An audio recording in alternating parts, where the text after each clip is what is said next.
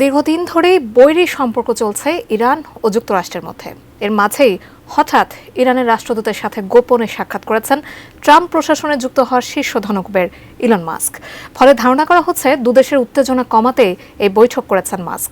Trump প্রশাসন দায়িত্ব নিলে এই দুদেশের সম্পর্কের বরফ কতটুকু গলবে তাই এখন দেখার বিষয়। বিস্তারিত দেখুন প্রতিবেদনে। চরম গোপনীয়তা রক্ষা করে ইরানের রাষ্ট্রদূতের সাথে সাক্ষাৎ করেছেন শীর্ষ ধনকুবের ইলন মাস্ক। ট্রাম্প প্রশাসনের গুরুত্বপূর্ণ দপ্তরে জায়গা পাওয়া মাস্ক কী কারণে ইরানি রাষ্ট্রদূতের সাথে সাক্ষাৎ করেছেন সেটা নিয়ে চলছে নানা আলোচনা। তবে জানা গেছে দুই দেশের মধ্যকার উত্তেজনা কমাতে এই উদ্যোগ নিয়েছেন মাস্ক। মার্কিন সংবাদ মাধ্যম নিউ ইয়র্ক টাইমস বলছে, ওয়াশিংটনে জাতিসংঘে নিযুক্ত ইরানের রাষ্ট্রদূত আমির সাইয়েদ ইরাবনির সাথে দেখা করেছেন ইলন মাস্ক।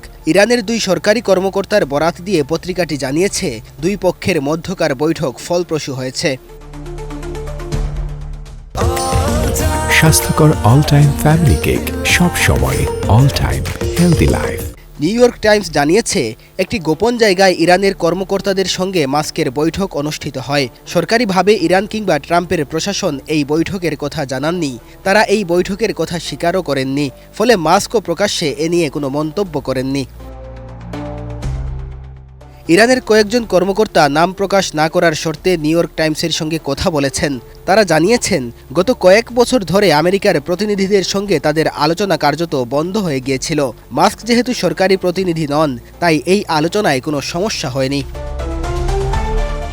যদিও এই বৈঠকের পর বিশেষজ্ঞরা ধারণা করছেন, ইরানের সাথে সমস্যা সমাধানে ইতিবাচক পরিকল্পনা আছে ট্রাম্পের। তবে আগের মেয়াদে ট্রাম্প যখন যুক্তরাষ্ট্রের প্রেসিডেন্ট ছিলেন, তখন ইরানের পরমাণু চুক্তি থেকে বের হয়ে এসেছিলেন তিনি।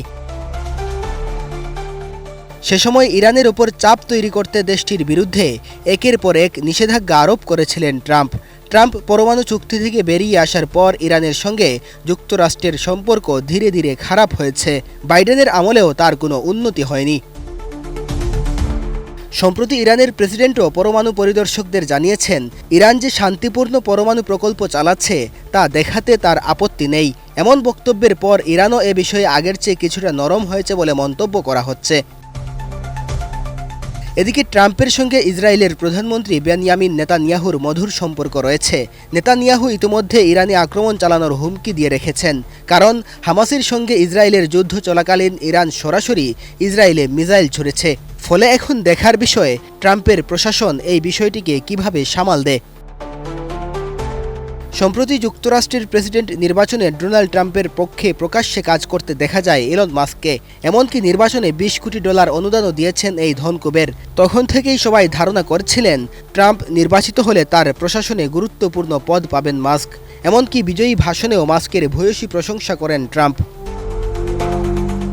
Desk report, ATN news.